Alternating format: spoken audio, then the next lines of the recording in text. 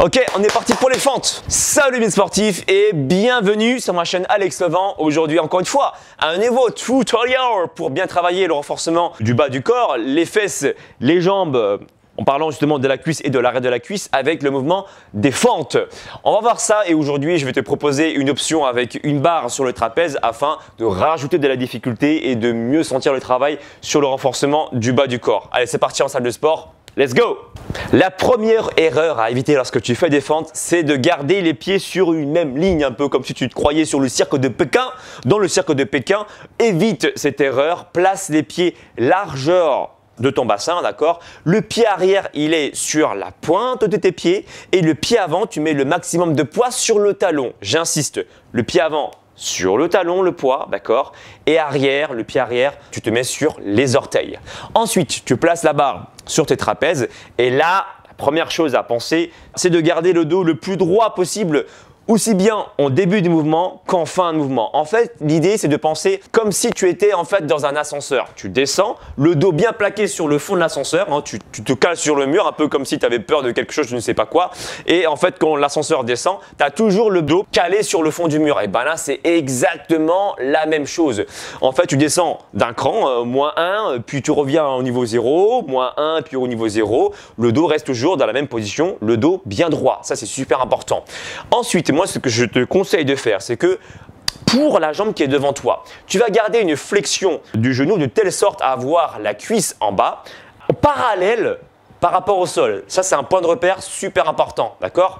Fais en sorte également que la cuisse et le tibia forment un angle de 90 degrés pour avoir un travail optimal aussi bien sur les cuisses que sur le popotin. Maintenant, si tu veux accentuer le travail sur le quadriceps plus que sur les fessiers, eh bien, tu peux exécuter ces mouvements-là avec une amplitude moins grande. Donc, ton pas sera plus petit. Tu n'avances pas trop ton pied en avant, donc légèrement, un peu moins avancé, je veux dire. Et là, tu vas focal le travail plus sur tes cuisses. Voilà, pense à serrer bien sûr, comme tous les exercices polyarticulaires et comme tous les exercices tout court, les abdominaux pour avoir une meilleure force, mais aussi pour éviter les douleurs potentielles au niveau du bas du dos, comme tu sais. Je t'invite également à ne pas avoir le genou devant qui rentre vers l'intérieur. Et ça, c'est également un conseil qui est valable lors des squats pour éviter de te blesser au niveau des tendons et pire encore, de te faire mal sur le ligament croisé antérieur. Ça serait vraiment dommage. Pour bien exécuter ce travail, moi, je pense surtout à fléchir le genou arrière vers le sol. C'est lui, en fait, qui descend de manière verticale et automatiquement, le genou devant va fléchir anatomiquement. C'est obligatoire. Lorsque tu fléchis le genou arrière, tu es obligé en même temps de fléchir le genou qui se trouve devant toi. D'accord? Donc moi, je pense à ça et je mets un maximum de poids. Encore une fois, je réinsiste sur ce terme, mais c'est super important. Le maximum de poids sur le talon qui se trouve devant moi, le pied avant.